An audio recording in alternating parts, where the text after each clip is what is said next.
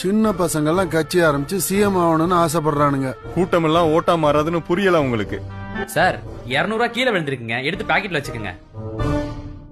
தேங்க்ஸ்மா. டிவி கேவ பத்தி தான் பேசிட்டு இருக்காங்க.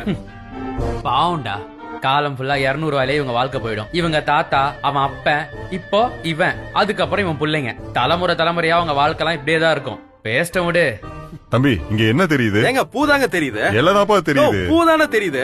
அட சத்தியமா எல்லதாப்பா தெரியுது. பூதா தெரியுதுன்னு இல்ல இல்ல சொல்றல. எல்லதான் தெரியுது. ஓ எனக்கு நல்லா தெரியுதுடா. எல்லதான் தெரியுது.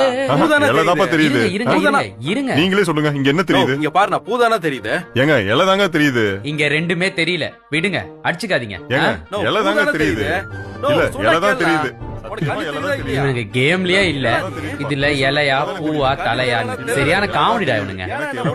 சரி, நீ யாரு ஓட்டு போடுவ? குடும்ப அரசியல் பண்ணாம தமிழனோட தன்மானத்தை சென்ட்ரல்ல அடகு வைக்காத பிறப்புக்கும் எல்லா உயிருக்கும் ஒரு தலைவன் உண்டானாம் பாரு, அவருக்கு தான் என் ஓட்டு.